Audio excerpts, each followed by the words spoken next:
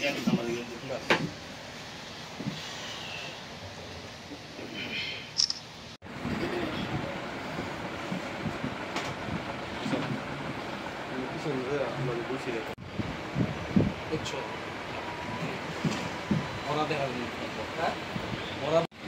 আমি মকসুদুর রহমানে বললাম যে এই কমিটি দাম দরকার বলা মকসুদুর বুড়িয়া আমার একজনে বললো 2 লক্ষ টাকা খাইয়া এই মাদ্রাসা কমিটি তারপরে এই রনি বুড়িয়া দেওয়া হয়।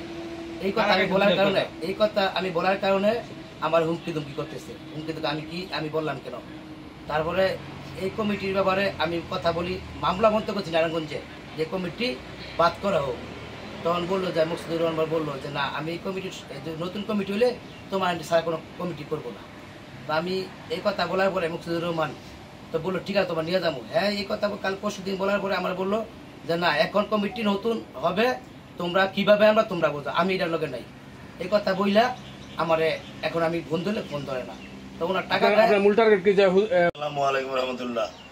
আমরা এই মাদ্রাসার একদম মাটির ওয়াল থেকে দেখে আসছি, আমরা নিজেরা হাতে কাজ করেছি। এত সুন্দর একটি প্রতিষ্ঠান, এই প্রতিষ্ঠান থেকে আমরা দীর্ঘ 16 বছর কথা বলতে পারি নাই। লুটপাট করে খেয়েছে, ঘটনা সত্য। অনেক টাকা লুটপাট করে খেয়েছে। মেট্রো রেলের সরকার অনেক ভালো বিল দিয়েছে, জায়গার দাম সঠিকভাবে সবাই আদায় করেছে ঠিকই, কিন্তু টাকাগুলো সঠিকভাবে কাজে লাগায় নাই। সাবেক প্রিন্সিপাল সহ যারা দুর্নীতি করেছে, সাবেক কমিটি এবং এই অ্যাটক কমিটির মেয়াদ শেষ। আমরা এলাকাবাসীর পক্ষ থেকে আমরা একটা দাবি জানাই, সঠিক বিচার হোক। আমরা সাথে থাকবো, এখন আমরা কথা বলবো, সাথে থাকবো। এই সঠিক বিচার হোক, এই দুর্নীতিবাজের সঠিক বিচার হোক। আমরা এই ফ্যামিলির সাথে আছি, এলাকাবাসী।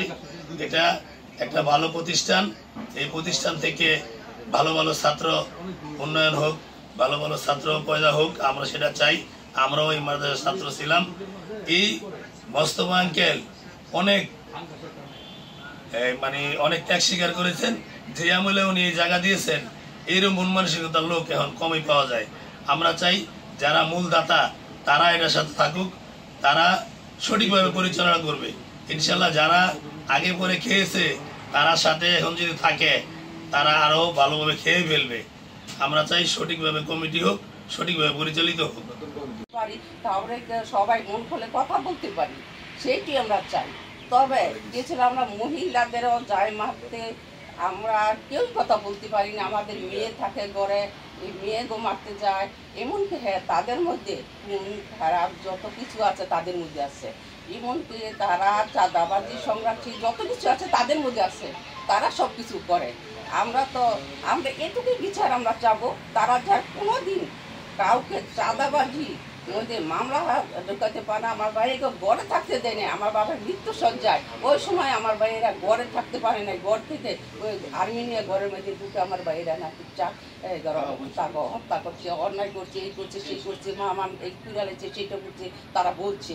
তবে আমার ভাইরা দেশের ছিল সরল সোজা মানুষ, দেশের সবাই জানে আমার ভাইয়ের কোনো রিপিট নাই। তারা এখন নাকি বলছে আমার ভাইয়েরা 3 লক্ষ টাকা চাঁদা চেয়েছে। তাইলে আমার বাপ চাচারা আজকে মাদ্রাসার এবং মাদ্রাসার সাথে একটা মসজিদ ছিল, গোলাম মোস্তফা দিছে, মাদ্রাসা মসজিদ দুটোটাই দিছে। তো মাদ্রাসার বিল আইছে 10 কোটি 70 লক্ষ টাকার মতো, আর মসজিদের বিল আইছে 1 কোটি 84 লক্ষ টাকা। এই মসজিদের টাকাটা আউয়াল ভুইয়া পুরাটা আত্মসাৎ করে নিয়েছে, কেননা মসজিদের 100 জায়গা এখনো পর্যন্ত কিনে নাই। 4 বছর আগে মসজিদের টাকা আসছে এই মেট্রো রেল থেকে, জমি মানুষেরটা দখল কইরা বালু ফালাইয়া জোরে মসজিদ করছে। এই মসজিদে আমরা নামাজ পড়ি, এটা কার জায়গা আমরা এখন তো জানি না। তো আমরা এই দুর্নীতিবাজের বিচার চাই। দ্বিতীয় কথা হইল 5 শতাংশ জমি দিছে মাদ্রাসারে, এই মাদ্রাসার টাকাটা আউয়াল ভুইয়া হ্যার পরিবার উঠাই নিয়ে গেছে। আবার মাদ্রাসার কাছ থেকে 90 লক্ষ টাকা নিচ্ছে জমি দিব করে, জমিও দেয় না, টাকাও দেয় না। তো এখন যে নতুন কমিটি হয়ে গেছে, যে গতটা গেছে, এটা এই আগে যারা দুর্নীতি করছে হ্যাঁ দুঃসহ ওই আবার কমিটি নিতেছে, যাতে ওই যারা দুর্নীতি করছে হ্যাঁ টাকার জন্য, আবার যেই টাকাটি আছে এই টাকাটি লুটপাট করে খাওয়ার জন্য এরা পায়তারা করতেছে। তো আমি আমার বাংলাদেশ সরকারকে বলতেছি, যারা দুর্নীতি করছে, দুর্নীতি করতেছে, তাদেরকে সঠিক বিচারটা করে। আর আমরা যদি মিথ্যা কথা বলি, আমাদেরকে দৈরা দেয় আমাকে বিচার করে যে কেন আপনারা মিথ্যা কথা বলছেন।